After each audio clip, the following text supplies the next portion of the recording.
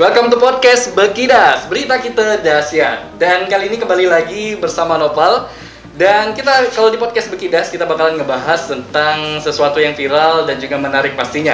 Dan kali ini mungkin masyarakat Indonesia dan khususnya Belitung bertanya-tanya, kira-kira apa sih bea dan cukai? Nah, karena itu kali ini kita datangkan pakarnya dan juga orang yang sangat luar biasa, yaitu pimpinan dari Bea dan Cukai Kabupaten Belitung, yaitu Bapak Jerry Kurniawan SEME. Apa kabar, Pak?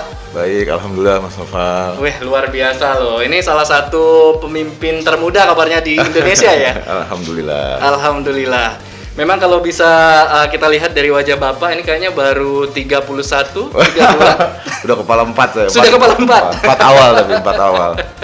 Iya, tapi Bapak ini sendiri mungkin teman-teman kalau pernah kuliah di Jakarta tahun angkatan berapa Pak dulu? Saya lulus SMA 96 ya. 96, berarti itu melanjutkan ke STAN Prodip. Oke. Lulus 99, 2001 saya lanjutkan S1 saya di UI. Oke. Ekonomi.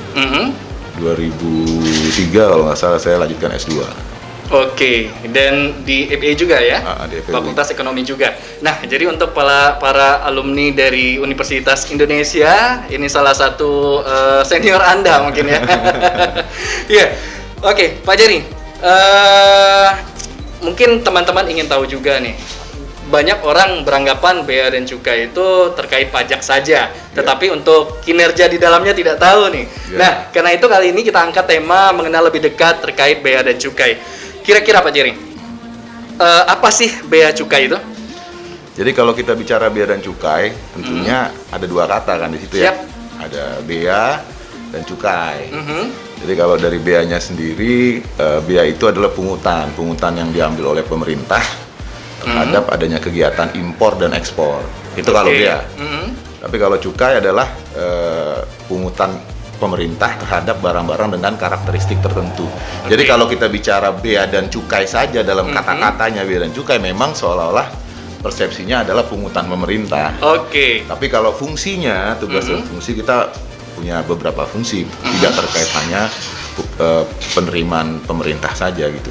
Jadi bea itu identik dengan biaya ya, biaya yang dipungut oleh pemerintah negara untuk kegiatan memenuhi impor dan ekspor. Itu dia, jadi ekspor dan juga impor. Ya. Nah, tapi kalau untuk cukai sendiri ini berbeda ya, sebuah legalitas dari suatu barang atau seperti apa? Jadi tadi kalau pengertiannya kan cukai ini pungutan yang diambil oleh negara terhadap barang dengan karakteristik tertentu. Betul. Apa karakteristik tertentu itu? Adalah karakternya biasanya barang-barang ini memang dalam peredaran itu butuh dibatasi, biasanya begitu, karena ada impact negatif terhadap masyarakat. Contoh apa sih? Rokok gitu. Karena mengganggu kesehatan, gimana cara kita batasi? Kita kenakan cukai.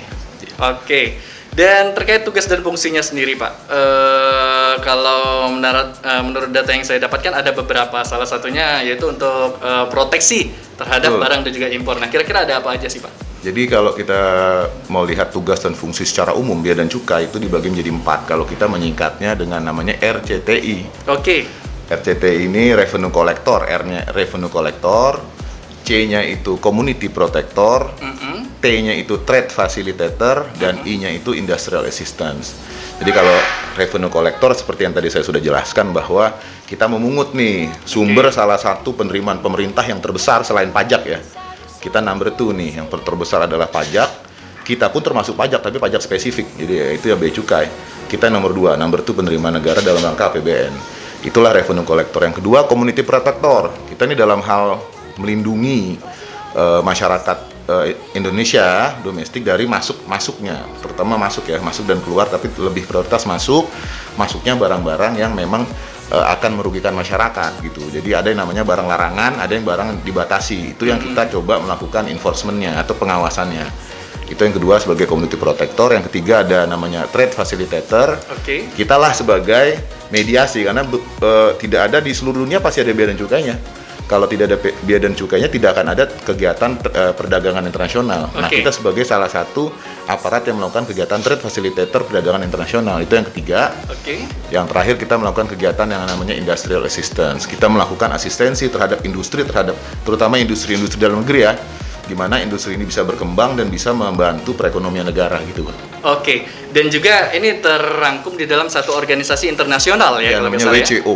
WCO. World Custom Organization, di mana Indonesia salah satu, Bea Cukai Indonesia merupakan salah satu anggotanya. Oke, nah kita ingin tahu terkait memang peraturan-peraturan yang dibikin oleh Bea dan Cukai Indonesia, terutama memang untuk aturan-aturan yang memenuhi kebutuhan masyarakatnya. Ya. Nah, tetapi kalau untuk internasional apakah sama dengan kebutuhan-kebutuhan dari peraturan kita?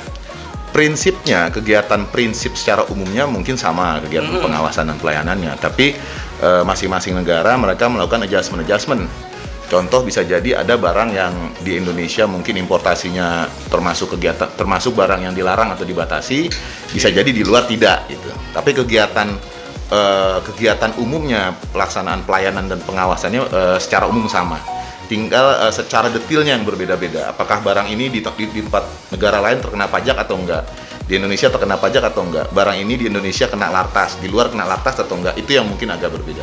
Tapi prinsip umum karena kita punya standar pelayanan dan standar pengawasan yang berlaku secara internasional. Oke. Dan terkonek. Gitu. Oke, jadi ada batasan-batasan tersendiri ya, baik itu dari Indonesia dan juga negara lain. Iya, batasan ini kan artinya tiap negara punya kepentingan dalam rangka perdagangan internasional dan dalam rangka melindungi negaranya masing-masing. Nah, itulah yang mereka buat, masing-masing negara menetapkan apa yang menjadi prioritas mereka. Di Indonesia pun begitu, kita punya aturan sendiri, apa yang kita tetapkan menjadi barang yang memang harus kita awasi, atau memang barang itu bebas, itu kita punya aturan sendiri. Oke, jadi punya aturan-aturan sendiri dan juga mungkin ada mekanismenya sendiri nih untuk terkait bea tadi dan juga cukai tadi. Nah, kalau untuk mekanisme yang terjadi baik itu bea dan juga cukai, seperti apa sih yang terjadi baik itu di pusat dan juga di Belitung sendiri seperti apa? Mekanisme kegiatan impornya? Iya, impor dan ekspor untuk bea-nya. Sebenarnya kalau orang ingin melakukan satu kegiatan impor maupun ekspor, kita bicara impor dulu ya. Baik. Sebenarnya nggak terlalu sulit. Tapi yang paling penting kalau menjadi importir atau eksportir, hal paling utama dia harus terdaftar. Otomatis harus registrasi ya. Ada toolingnya, sekarang sudah terpusat. Bahkan bukan hanya Bea dan Cukai, tapi beberapa instansi kayak instansi lain bergabung, ada namanya, kalau nggak salah saya tuh linknya tuh oss.go.id. Semua mendaftar ke situ. Nanti outputnya adalah NIB. NIB inilah yang akan dipakai sebagai nomor induk registrasi yang juga kita Bea Cukai gunakan. Jadi yang sebagai importir intinya dia harus punya NIB dulu tuh. Eksportir pun juga harus punya NIB di situ. Tinggal nanti mereka memilih mau jadi importir atau mau jadi eksportir. Kalau importir, apa yang mau diimpor, sebagai eksportir apa yang akan diekspor. Nah, dari NIB itu nanti mereka akan mereka bawa ke kantor Bea Cukai. Bahwa saya sudah punya NIB nih, minta tolong dong, saya pengen punya modul aplikasi impor ataupun ekspor. Nanti biasanya dibantu tuh oleh kantor Bea Cukai terdekatnya, tempat mereka akan melakukan kegiatan, diinstalkan modul-modul impor atau ekspor. Nanti orang-orang ini setelah ada modul ya mereka sudah bisa bekerja, melakukan kegiatan impor ekspor langsung online, baik dari kantor maupun dari rumah mereka aja gitu. Karena itu sistemnya sekarang dokumen-dokumen pabean itu bisa dibilang hampir 100% semuanya sudah online. Pemerintah, jadi memang kita dukung bagaimana pelaksanaan pelayanan kegiatan kepabeanan ini dan cukai ini memang cepat ya. Jadi kan untuk reduce cost sebenarnya gitu, selalu diperbaiki sehingga harapannya menurunkan biaya yang ditimbulkan gitu. Dan waktunya lebih cepat gitu. Jadi mekanismenya kita harus punya NIB dulu nih kalau untuk mau impor dan juga ekspor seperti itu. Nah, tetapi terkadang masyarakat berpikir, terutama untuk masyarakat yang baru ingin mencoba mengimpor dan juga ekspor, menganggap bahwa Bea dan Cukai ini kayaknya ribet banget. Oh gitu. Iya, ribet karena harus bayar PPN lah, harus dengan biaya-biaya seperti itu. Jadi lebih baik aku berdagang di lokal aja deh daripada internasional. Padahal untuk caranya sendiri sebenarnya untuk Bea dan Cukai tidak menghambat ya seperti itu. Enggak. Memang tidak sesimpel yang kita bayangkan juga, tapi tidak serumit yang kita bayangkan. Tentunya memang kalau menjadi importer atau eksportir ini kan ada persyaratannya ya. Ya, dia harus punya API, angka penal impor, SIUP, TDP dan sebagainya. Tapi kalau memang dia perusahaan yang akan go internasional, dalam hal ini dia memang akan melakukan impor atau ekspor, saya rasa persyaratan itu standar karena setiap orang atau setiap yang ingin membuat suatu perusahaan pasti akan membuat syarat-syarat seperti itu. Nah, jadi kalau memang tidak mungkin juga suatu entitas itu dibuka ya, kegiatan impor dibuka, terutama impor nih. Karena kita kan juga harus melindungi produk dalam negeri kita. Betul. Artinya kalau barang impor itu tanpa kita proteksi di dalam nih, kita buka luas-luasnya tanpa ada persyaratan khusus atau tanpa ada biaya masuk, PPN impor, PPh impor, ya yang di dalam negeri ini belum tentu bisa bersaing, kan gitu. Betul. Jadi fungsi pemerintah inilah sebagai balance nih, menjaga keseimbangan, di mana kita harus bisa memproteksi para pengusaha lokal gitu ya. Kalau perlu kita dorong pengusaha lokal nih, kalau perlu ekspor kan gitu kan. Karena itu kan sumber devisa, tapi juga tentunya kita membuka juga peluang kalau apabila orang ingin impor. Nah, inilah keseimbangan inilah yang dilakukan oleh pemerintah dan itu dijalankan oleh Bea dan Cukai.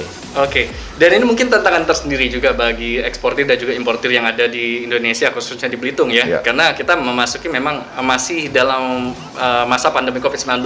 Ya, betul. Dan menurut pengawasan dari Bea dan Cukai sendiri, kira-kira seperti apa sih siklus impor dan juga ekspor yang terjadi, baik itu di Belitung sendiri dan di pusat seperti apa sih sekarang ini?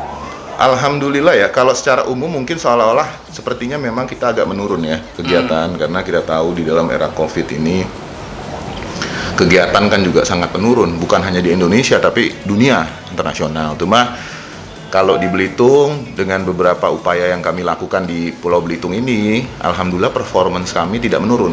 Artinya dari capaian kegiatan maupun capaian penerimaan, alhamdulillah di 2020 kemarin kita tetap naik gitu ya. Tentunya hal ini karena didukung oleh semua pihak ya, terutama stakeholders, aparatur pemerintah yang lainnya, sehingga kami mencoba mempertahankan kegiatan yang ada di Pulau Belitung ini, terutama dalam yang konteksnya ada hubungannya dengan Kepabeanan dan Cukai. Gitu. Kalau boleh tahu di Belitung ini kepabeannya bentuk apa sih? Di sini sebenarnya lebih banyak dominan ekspor. Yang agak dominan tuh ekspor barang tambang seperti kaolin, itu agak dominan ya. Ada CPO dan turunannya, itulah sumber penerimaan kita. Ada juga karet, ada juga ikan segar. Ya jadi secara umum sih itu. Kalau impornya kita lebih kepada barang-barang modal. Jadi kayak barang spare part atau mesin. Dan itu memang aspal ya, antrasit bahan bakunya. Tapi memang frekuensinya tidak terlalu banyak. Kalau yang kita lebih dorong adalah kegiatan ekspor di Pulau Belitung ini. Dan mungkin masyarakat ingin lebih mengenal lagi nih terkait Bea dan Cukai, terkait kegiatan-kegiatan yang ada di dalamnya. Mungkin masyarakat juga berpandangan bahwa mereka ini kerjanya di kantoran nih, seperti itu. Padahal tadi ada segi proteksi ya terhadap impor dan juga ekspor, bahkan di cukai juga. Nah, proteksi seperti apa sih? Karena ada yang beranggapan cuman ketenaga kerjaan yang ada di dalam itu bekerja hanya di depan meja seperti itu. Pada nyatanya seperti apa? Jadi kalau saya ingin berikan lebih agak detail ya, di kantor kami ini sebenarnya ada 5 seksi atau 5 unit lah. Salah satunya ada Kasubag umumnya mengurusi masalah keuangan ataupun kepegawaian.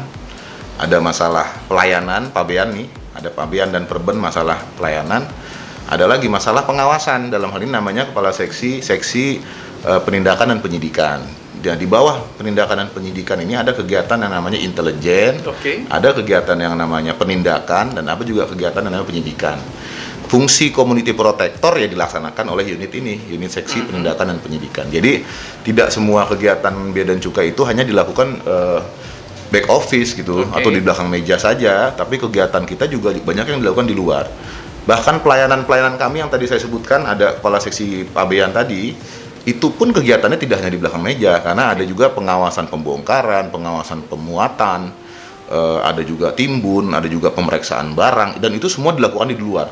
Jadi bisa jadi hampir setengah kantor saya ini, petugas Bea dan Cukainya, hari-harinya justru banyaknya kegiatan di luar. Di lapangan ya? Di lapangan. Ada yang melakukan kegiatan pengawasan pemuatan, tadi saya sampaikan, mungkin pemeriksaan barang, ada juga tim P2 yang melakukan pengawasan ya, kegiatan intelijen dan sebagainya. Jadi kalau mungkin saya ingin luruskan gitu, informasi ke masyarakat umum, kegiatan kita ini memang tidak hanya dilakukan di kantor, tapi juga justru banyak kegiatan yang kita lakukan di luar kantor. Berarti ada penempatan tersendiri ya untuk anggota yang ada di dalamnya, mungkin yang bertugas untuk mengawasi barang yang masuk melalui bandara atau seperti itu. kita sebenarnya ada 2 pos dulu ya. Yang pertama waktu ada bandara internasional masih aktif, kita punya posko di sana. Karena setiap ada kegiatan penerbangan internasional kita selalu harus ready kan, melakukan kegiatan pelayanan dan pengawasan. Yang kedua kita punya posko lagi di Belitung Timur, karena di sana ada perusahaan yang kita berikan fasilitas kawasan berikat, di mana seluruh kegiatan pemasukan dan pengeluaran barang itu benar-benar di bawah pengawasan kita. Jadi standby tuh 7 hari dalam seminggu ada petugas kita di sana. Gitu. Tapi mungkinkah ada sinergi khusus antara pihak Bea dan Cukai dan juga pihak imigrasi sih? Karena kalau kita lihat di bandara biasanya saling bersanding nih antara Bea dan Cukai dan juga pihak imigrasi. Ini seperti apa sebenarnya? Jadi kalau kita bicara imigrasi ya, terutama biasanya kita akan bertemu dia tuh bersama-sama dalam kegiatan kapasitas biasanya di pelabuhan udara. Karena kalau diperhatikan mekanisme pengawasannya tuh di udara, pertama di depan tuh karantina tuh, nanti masuk, setelah itu imigrasi, baru setelah itu Bea dan Cukai. Makanya kalau di otoritas bandara itu ada yang namanya CIQ, Custom, Immigration dan Karantina. Nah, memang kita nih sekarang ini pasti kerjasama atau sinergitas itu pasti ada, karena kenapa? Ada hal-hal di mana kita butuh dengan imigrasi, apa data yang mereka punya, ya kan? Karena barang tidak masuk dengan sendirinya, pasti perlu kadang-kadang dibawa sama orang, di mana orang data yang pegang imigrasi kan gitu. Begitupun juga imigrasi, kadang juga butuh bantuan dari kita karena kita juga punya database yang mungkin mereka tidak ada.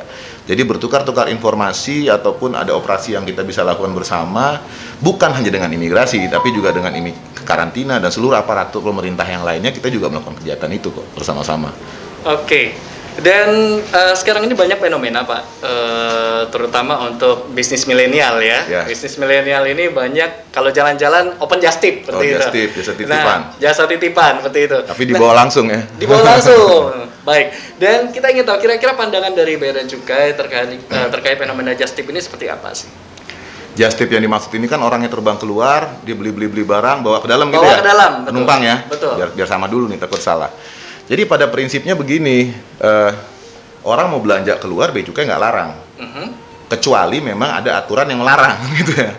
Larangannya bukan dari Bea Cukai, aturannya itu dari instansi lain. Itulah yang namanya aturan lartas, larangan dan pembatasan.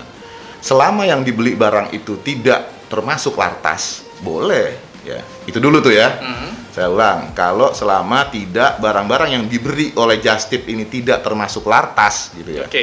Boleh gitu. Lartas ya. itu apa sih? Larangan dan pembatasan. Jadi kalau yang dilarang dibatasi, misalkan senjata kan nggak boleh gitu kan. Narkoba nggak boleh misalkan. Atau misalkan barang-barang makanan, obat-obatan itu kan juga bisa membahayakan kan di dalam kan. Dia biasanya ada perizinan khusus. Kosmetik aja ada perizinan khusus itu dan berarti sebagainya. Termasuk produk cukai ya? Enggak, itu termasuk produk biaya masuk, impor ekspor nih, bukan cukai. Jadi kalau cukai itu hanya terbatas kok, cuma hanya sekarang ini ya, yang ada di kita itu sekarang cuma ada hasil tembakau, minuman mengandung etil alkohol atau etil alkohol, sama atau lagi sekarang tuh yang termasuk produk hasil tembakau tertentu kayak vape dan sebagainya itu termasuk ya. Kalau di luar itu ya tadi ada aturan larangan pembatasan, banyak aturan itu ada juga ya, ada. Nah, sepanjang tidak termasuk yang dilarang atau dibatasi, orang boleh belanja di luar. Itu yang pertama, prinsipnya begitu. Tapi ketika dia belanja, baru kita masuk ke aturan yang lebih detail. Kalau dia untuk keperluan pribadi, berarti kan dibawa sebagai barang penumpang nih, gitu ya ceritanya ya. Kalau itu untuk peruntukan diri sendiri, kayak kita mau beli oleh-oleh buat di rumah, kita belanja dari luar negeri, itu dia dapat pembebasan. Pemerintah memfasilitasi itu, dapat pembebasan sekitar 500 US per orang. Tapi kalau untuk komersil harusnya tidak ada pembebasan. Jadi apa yang mereka belanjakan di luar pada saat mereka bawa harusnya kena pajak gitu. Jadi sepanjang tidak lartas, sepanjang mereka sanggup membayar pajaknya, ya silahkan aja. Tapi kuncinya tadi bayar pajak dan bukan lartas gitu. Itu pajaknya berapa besar sih kalau sekarang? Ini berubah-ubah ya? Bukan berubah-berubah, tapi tergantung komoditinya. Karena tidak semua komoditi itu sama. Ada yang 0%. Tapi kalaupun 0 masih ada PPN, masih ada PPH gitu. PPN-nya 10%, PPH-nya kalau bawa penumpang 7,5. Kalau dia punya NPWP kalau nggak salah 2,5. Jadi kalau itu 0% biaya masuknya. Tapi ada juga yang 5%, ada yang 10%. Ya dia bervariatif ya, dari 0 sampai 40 kalau nggak salah yang paling tinggi. Oke, tergantung barang yang dibawa. Tergantung barang yang dibawa. Oke, kayak gitu. Jadi untuk just tip sendiri tidak dipermasalahkan asal dia membayar di luar pajak. barang lartas dan membayar pajak. Membayar pajaknya tadi. Itu khusus untuk di Indonesia. Ya. Mungkin di luar berbeda lagi seperti Mungkin itu. di luar saya kurang paham. Kurang paham ya, karena bukan ranah kita. Bukan ranah kita. Baik, dan kita ingin tahu nih, untuk menentukan produk cukai yang sudah mendapatkan izin cukai seperti Ya. itu di Indonesia, melihatnya dari apa sih? Sekarang ini kan penetapan barang cukai itu bukan ditetapkan oleh Bea Cukai, tapi undang-undang yang menetapkan. Oke. Jadi kita tidak bisa menginforce suatu ketentuan barang itu kena cukai atau tidak sebelum dikeluarkan ada undang-undangnya. Oke. Nah sementara ini tadi saya sudah sampaikan hasil tembakau, gitu ya, etil alkohol, minuman mengandung etil alkohol dan produk tertentu itu yang tadi yang terkait vape itu. Jadi sementara itu yang kena cukai ya baru itu. Gitu. Oke, kalau untuk kita mengidentifikasi nih bahwa ini sudah membayar cukai nih, itu dari apanya? Bisa kalau untuk barang-barang hasil tembakau sebenarnya mudah ya. Karena rokok lah contoh ya. Iya. Dia kan kita bisa lihat di rokok itu pasti ada pita cukainya.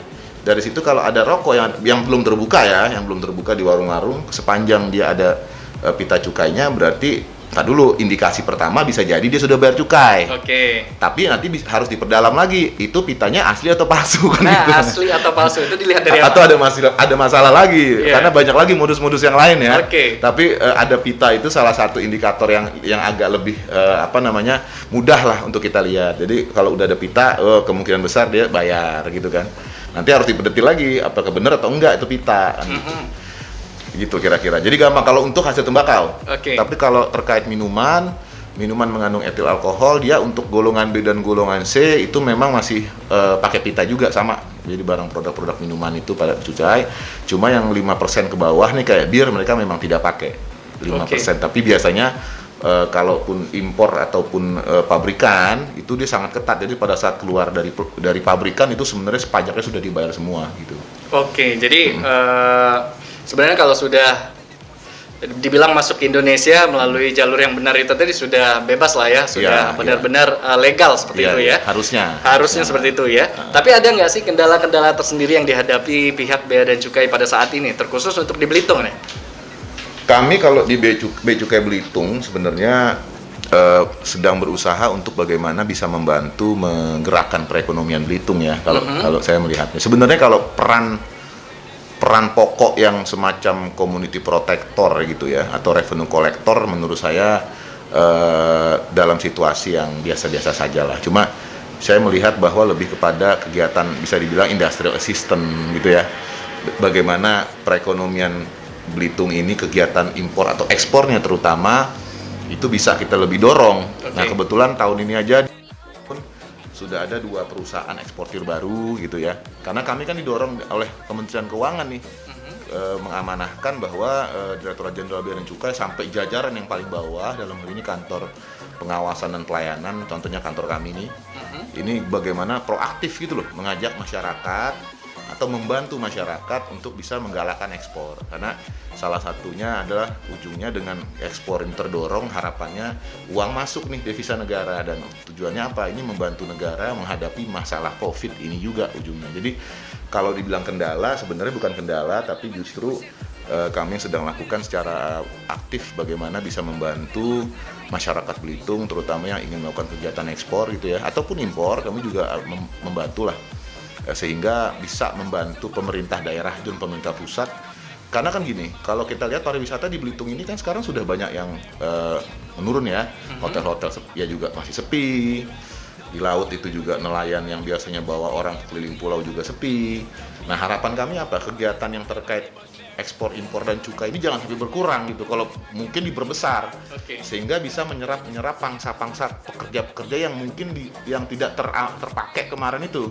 Nelayan yang nggak terpakai bisa jadi buruh dan sebagainya. Itulah amanah yang sekarang ini sedang kami coba jalankan, karena memang dari perintah Ibu Menteri kami, Pak Dirjen, juga kantor pusat ya, bagaimana seluruh jajaran kami Bea Cukai itu di seluruh Indonesia itu harus proaktif membantu pemerintah daerah itu dalam rangka menggerakkan perekonomian daerahnya. Mungkin itu prioritas kami sekarang ya. Oke, dan pastinya perlu antar sinergi yang instansi-instansi yang ada di Belitung seperti itu. Nah, kira-kira yang menjadi prioritas itu tadi adalah memperkenalkan, mengekspor barang yang ada di Belitung seperti itu ya.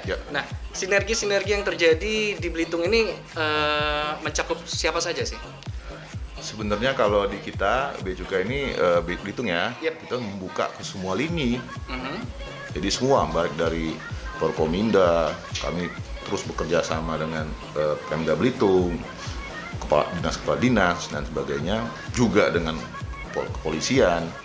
Kami belum lama juga melakukan kegiatan patroli bersama dengan Polair, baik Belitung maupun Belitung Timur. Karena wilayah Bea Cukai Belitung ini bukan hanya Kabupaten Belitung, tapi wilayah saya itu meliputi Pulau Belitung, di mana ada dua kabupaten. Betul. Jadi ada Belitung, ada Belitung Timur.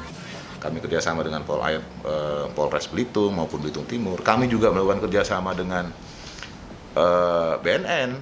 Belum lama ini juga kita melakukan beberapa kali kerjasama dengan juga BPOM, POM. Semualah kami juga berhubungan dan berusaha untuk menjaga hubungan yang harmonis dengan aparatur pemerintah lain seperti TNI. Semua, jadi kita terbuka kok ya, terbuka karena kami tahu bahwa tugas kami ini tidak bisa dijalankan sendirian gitu. Kita butuh orang lain, kita butuh institusi lain yang bisa membantu kita gitu. Jadi bagaimana semua aspek di masyarakat ini, baik stakeholdersnya, maksudnya pemakai jasa kepabeanan atau cukainya, maupun aparatur pemerintah lainnya itu harus kita rangkul kan gitu ya. Kalau bisa kita ajak bekerja sama gitu dengan tujuan yang sama kan. Kita dalam situasi yang sulit, jadi kami coba membuka diri dan secara aktif ya, proaktif juga melakukan kegiatan-kegiatan bersama dengan aparatur pemerintah yang lain maupun masyarakat yang mungkin saja memerlukan atau menggunakan jasa kami gitu. Oke. Dan terlepas dari itu sendiri Pak, memang aturan-aturan yang memang sudah tercantum di dalam undang-undang tersendiri terkait kepabeanan seperti itu. Nah, kira-kira menurut dari pengawasan dan juga aturan-aturan yang sudah tertera di Bea dan Cukai, adakah sanksi-sanksi khusus untuk orang-orang yang melakukan tindakan ilegal seperti itu untuk ekspor dan juga impor? Nah, jadi kalau kita bicara sanksi ya, balik lagi, sanksi ini diberikan terhadap adanya kesalahan.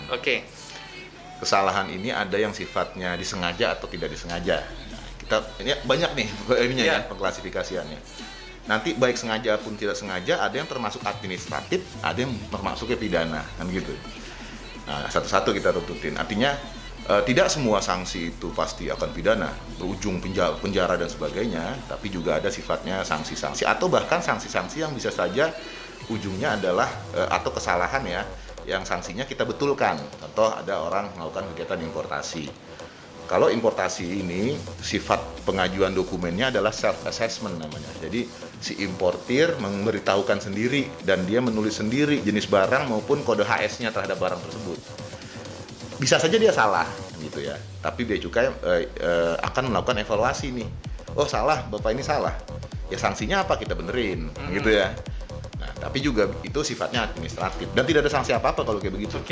Tapi kalau lebih jauh lagi ada yang disengaja. Bisa jadi nanti ada timbul notul namanya, nota pembetulan. Timbul nota pembetulan di mana mungkin pada saat kita rubah dia ada berubah lagi dia masuknya, yang harus ditulisnya 0 jadi 5% atau 10%. Akhirnya kan berubah. Timbullah yang namanya nota pembetulan.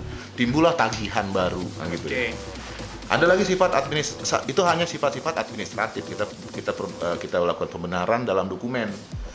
Nah, yang terburuk nih, yang kalau ada yang sifatnya memang terkait dengan pidana, dan itu biasanya perlu pembuktian lebih lanjut ya, penyelidikan dan pembuktian terus penyelidikan dan lebih dalam, nanti ujungnya bisa saja kalau terbukti ya, bisa saja orang-orang ini akan terkena hukum pidana, dan itu jelas di hukum. Kalau kita ambil kasus nih Pak, yang memang sempat viral di tahun kemarin terkait di salah satu maskapai, penyelundupan seperti itu. Nah, ini sanksinya seperti apa? Saya detil perkembangan terakhir saya kurang mengikuti ya. Cuma yang saya dengar proses berjalan tuh. Setahu saya proses lidiknya berjalan. Mudah-mudahan saya nggak salah. Kalau nggak salah bahkan sudah mau pelimpahan atau gimana gitu ya. Jadi balik lagi memang sama lah proses lidik di Bea Cukai ini sama dengan aparatur pemerintah, contohnya di Polri. Ada kewenangan penyidik ketika ada permasalahan dia akan menelusuri nih apakah ada kesengajaan atau apa aturan yang dilanggar dan sanksi apa yang harus dikenakan terhadap pelanggaran aturan peraturan perundang-undangan gitu.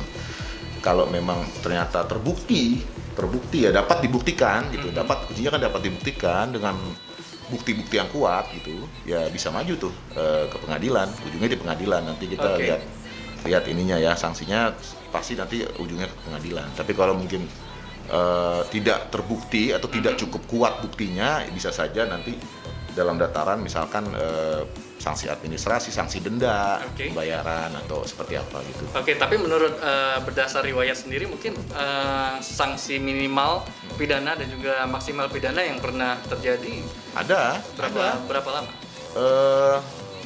Saya lupa ya persisnya, cuma mungkin kalau sekitar 2 tahun, 1 tahun, 2 tahun itu banyak kasus bea cukai seperti itu. Itu termasuk minimal ya? Iya. Kalau enggak, maksud saya yang tertinggi ya, lebih dari 2 tahun tuh ada kok.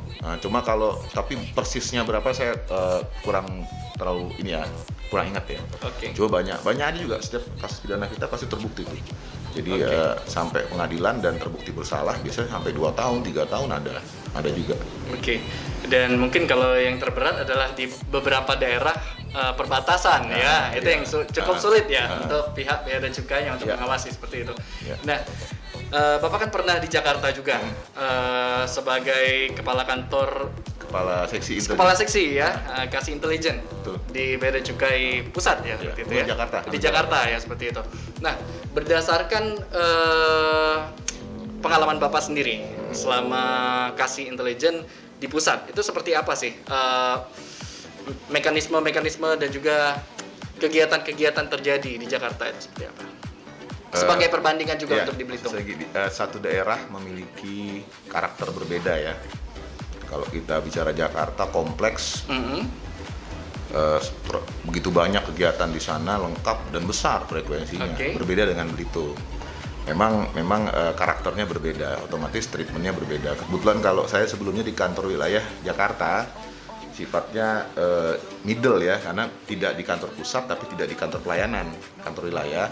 Kebetulan kami waktu itu lebih kepada melakukan kegiatan pengawasan miras impor.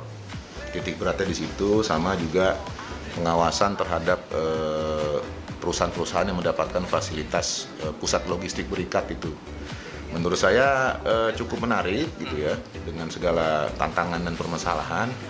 Tapi balik lagi Belitung juga cukup menarik gitu kan ya. Masing-masing kita adjust langkah-langkah kebijakannya, apa yang harus dilakukan dan action planningnya gitu kita sesuaikan. Antara di Jakarta mungkin berbeda gitu, tapi tidak berarti Belitung lebih rendah. Tapi tantangannya berbeda, otomatis cara kita melakukan kegiatannya juga berbeda. Menurut saya sih itu ya. Dan mungkin target sendiri untuk di Belitung seperti apa sih? Saya sebenarnya punya target begini aja, kalau kantor kami ini sudah bisa dirasakan masyarakat, bermanfaat, bisa membantu mereka ya, terutama orang-orang yang ingin melakukan kegiatan impor ekspor ini merasa terbantu gitu ya. Karena saya mungkin paradigma atau persepsi masyarakat dulu, saya nggak tahu secara yang lalu-lalu ya, menurut saya orang akan melihat kalau bea cukai itu ribet, yang tadi Mas bilang kan? Betul. Ribet, tertutup, kalau bisa susah ngapain digampangin gitu ya. Betul. Saya ingin mencoba merubah persepsi masyarakat ini lebih terbuka, bahwa bea cukai siap melayani gitu, bahwa bea cukai siap membantu, bukan dol-dolan ya. Bukan terbuka tuh membantu artinya nggak ada aturan gitu ya. Tapi kita mengembalikan ke kitohnya gitu loh. Bagaimana aturan itu bisa dijalankan, tapi bukan berarti mempersulit gitu. Dan kita dengan tangan terbuka dan berupaya secara maksimal sehingga usaha masyarakat ini bisa berjalan dengan optimal gitu. Dan mungkin upaya-upaya yang sudah dilakukan untuk membuat masyarakat terkhusus Belitung ini mempunyai niat lebih untuk mengekspor dan juga mengimpor. Mungkin ada edukasi khusus yang telah diberikan melalui apa? Banyak. Kita di sini ada beberapa inovasi unggulan. Daun simpor dan sebagainya. Kita melakukan asistensi. Jadi kalau di kantor saya nih, sekarang ini kantor kami, kalau ada orang yang memang punya niat untuk melakukan kegiatan ekspor gitu ya, terutama ataupun impor, kita akan siap melakukan asistensi gitu. Kita akan bantu semaksimal yang kita bisa bantu. Bahkan kalau perlu kita membantu mereka juga memfasilitasi dengan institusi yang lain, kita akan bantu menjembatani lah istilahnya ya dengan institusi yang lain. Harapannya apa? Jangan berhenti di level niat gitu, tapi bisa dilaksanakan gitu harapan kita. Jadi ada tim kita yang melakukan kegiatan asistensi itu. Dan alhamdulillah di awal tahun ini sudah ada 2 perusahaan eksportir kaolin yang sudah maju, baru loh ini eksportir baru. Ini masuk dalam binaan Bea dan Cukai. Kita dari awal mereka sebelum mulai, tapi ini sekarang sudah berjalan gitu. Ada rencana beberapa, ada juga importir yang akan melakukan impor barang. Mudah-mudahan 1-2 bulan ke depan sudah bisa terrealisasi. Ini masih dalam proses asistensi ya. Gitu. Itu dalam bentuk perusahaan. Tapi kalau untuk sekarang ini ada yang middle lah, perusahaan perusahaan rumah tangga yang kayak Simpor kayak gitu. Tadi kan ingin mencoba UKM gitu ya? Iya, UKM untuk mencoba ekspor. Sebenarnya gini, kita dulu tuh punya goal ya, cita-cita jangka pendek sih sebenarnya. Sebelum Covid. Jadi kita pengen coba menjalankan ekspor barang-barang UKM produk Belitung. Yang nggak usah susah-susah. Mungkin ke Kuala Lumpur aja tuh Malaysia. Dan itu sudah terkonek sebenarnya, bukan hanya di Bea Cukai, tapi sampai Pemda dan aparatur yang lain tuh. Semua sudah dukung. Nah, cuma kendalanya yang jadi masalah sekarang kan penerbangan internasionalnya kan nggak ada nih. Itu karena kunci banget tuh.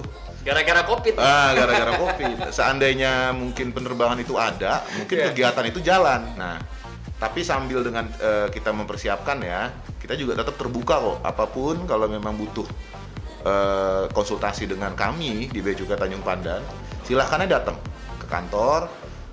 Insya Allah nanti akan benar-benar dibantu deh. Ini bukan bantu bohong-bohongan, tapi kita benar-benar bantu gitu loh. Harapannya nanti kapan kita cari solusi yang paling terbaik apa? Karena sebenarnya bisa saja dengan kapal laut gitu ya. Tapi kan nggak mungkin dalam partai-partai kecil. Kalau kita sudah booking kapal, otomatis kan harus dalam jumlah yang besar ya. Nah ini yang nanti coba kita bisa komunikasikan atau kita bisa coba cari solusi yang seperti apa gitu. Nanti kalau memang ada ya perusahaan-perusahaan kecil ini yang levelnya middle ke bawah ini ingin melakukan kegiatan ekspor. Dan itu jadi untuk masyarakat Belitung ditunggu kalau misalkan ingin tahu bagaimana sih biar mempermudah sesuatu yang mudah. Sebenarnya mudah, dibilang mudah nggak terlalu, rumit dibilang rumit juga nggak terlalu ya Pak ya. Saya sedikit. Jadi saya sempat di briefing saya yang terakhir saya memberikan gambaran ke tim kami di Bea Cukai Tanjung Pandan ya, terutama berikanlah pelayanan yang terbaik. Kita coba berikanlah pelayanan yang terbaik, yang optimal, dan lakukan pengawasan yang bersahabat. Nah, itu tagline-nya Pak ya? Itu tagline. Sementara ini kita akan berubah terus. Jadi artinya dalam situasi yang sulit ya itu yang kita lakukan, pelayanan kita yang terbaik, tapi pengawasan kita bersahabat. Bukan tidak melakukan pengawasan ya, tapi bersahabat. Karena kita cobalah merangkul masyarakat ini karena situasi yang memang sedang terjadi ini kan abnormal. Jadi bagaimana tidak juga terlalu membuat orang, makanya dengan membuka pintu, dengan kita coba memberikan informasi yang benar-benar terbuka gitu ya, harapannya bisa membantu mereka lah. Orang, dan minimal menjaga aja sulit loh sekarang loh. Perusahaan itu nggak rontok aja kan udah bagus kan? Betul. Nah kita berharapnya lebih optimis lagi kalau bisa kita membuat perusahaan-perusahaan yang baru yang bisa melakukan kegiatan ekspor. Menambah pendapatan daerah itu sebuah prestasi bagi Bea dan Cukai. Nah, tapi terlepas dari itu prestasi-prestasi lainnya yang sudah didapat pihak Bea dan Cukai Kabupaten Belitung, Pulau Belitung ya, lebih tepatnya Belitung dan juga Belitung Timur.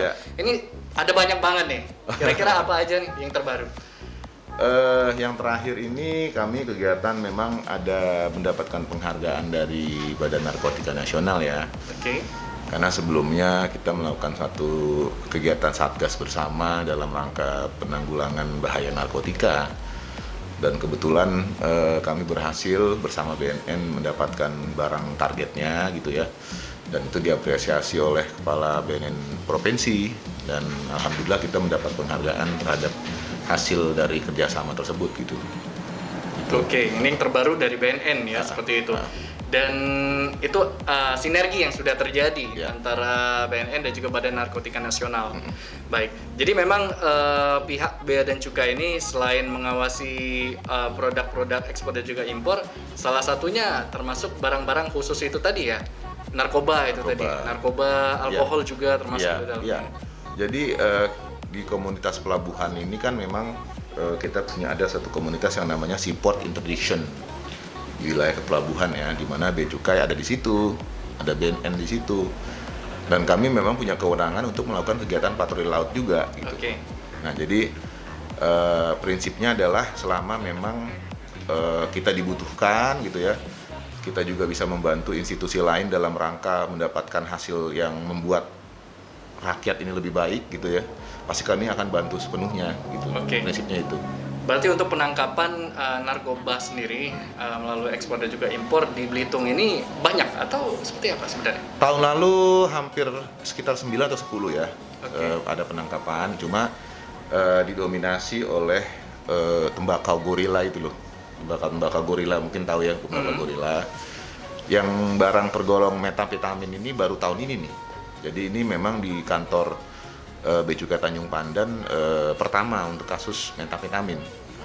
Jadi makanya kita juga bersyukur mudah-mudahan ke depan bisa lebih lagi ya, berkembang, tidak berhenti di situ, tapi mungkin bisa lagi ada tangkapan lain. Prinsipnya apa sih? Prinsipnya kan karena efek dari barang-barang seperti ini apapun bentuknya ya, merugikan bangsa ini, dan yang lebih membahayakan lagi kalau saya pribadi, kalau kita yang sudah berkeluarga dan punya anak pasti membahayakan generasi muda kita nanti gitu.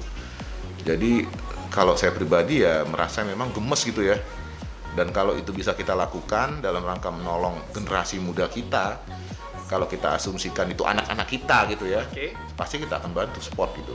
Jadi Bea Cukai akan secara maksimal membantu, mungkin prinsipnya itu ya. Dan juga banyak di luar sana Pak, terutama yang baru lulus dari SMA dan juga dari kuliah, ingin bergabung menjadi anggota di Bea dan Cukai. Kira-kira gimana sih Pak? Jadi gini ya, memang untuk penerimaan pegawai Bea dan Cukai ini agak khusus. Maksudnya gini, kita tersentralistik ya, kecuali untuk PPNPM namanya, kayak semacam petugas lokal ya, tapi dia tidak menjadi PNS gitu, belum. Kalau untuk PNS Bea dan Cukai, kita penerimaan beberapa jalur saja. Yang pertama dari Stan Prodip ya, Stan Prodip itu ada D1-nya, ada D3. Itu harus dari situ salah satunya. Yang kedua ada penerimaan sarjana, itu juga lewat Kementerian Keuangan. Dan terakhir ada penerimaan umum, baik di level SMA, D1, D3, di luar Stan Prodip dan sarjana tadi, tapi semuanya terpusat dilakukan oleh Kementerian Keuangan. Jadi tersentralistik penerimaan itu. Jadi nggak bisa misalkan mau kerja Bea Cukai Tanjung Pandan, ngelamarnya ke kantor Tanjung Pandan gitu ya. Nggak bisa ya, nggak bisa. Pusat. Ya kalaupun ada, biasanya penerimaan yang tadi yang namanya PPNPM itu, tapi statusnya bukan sebagai tenaga PNS, bukan PNS ya, bukan pegawai Kementerian Tenaga profesional lah ya. Semacam kayak honorer gitu kali ya. Sifatnya masih honorer. Gitu. Berarti termasuk ASN ya Pak ya? Untuk belum, kalau PPN itu untuk Bea dan Cukai untuk kebanyakan. Nah, pegawai non pegawai negeri sipil, kira-kira gitulah. Artinya dia tidak mendapatkan hak yang sama ataupun otoritas yang sama dengan PNS. Jadi berbeda ya, tapi memang secara dia juga hanya bisa bekerja secara administratif, dan itu jumlahnya juga sangat terbatas biasanya dalam satu kantor. Baik, tapi kalau untuk mengikuti seleksi di pusat berarti otomatis lulus menjadi ASN ya Pak? Iya, ASN. Karena dan itu kan terbuka kok, terbuka untuk itu. Nah, ini bisalah Nopal daftar ya besok ya.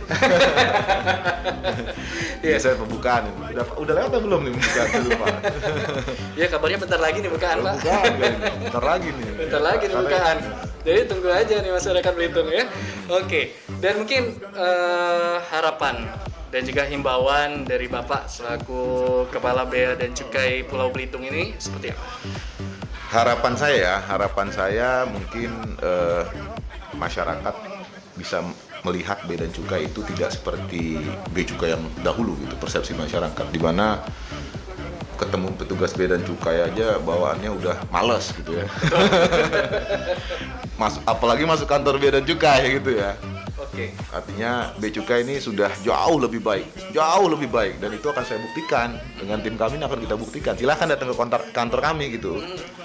Dan Bea Cukai yang sekarang juga tidak dalam cara budaya organisasinya juga sudah sangat bergeser dibandingkan bea cukai yang zaman dulu. Artinya tagline kami sekarang aja secara nasional itu bea cukai makin baik, dan itu benar-benar kita laksanakan.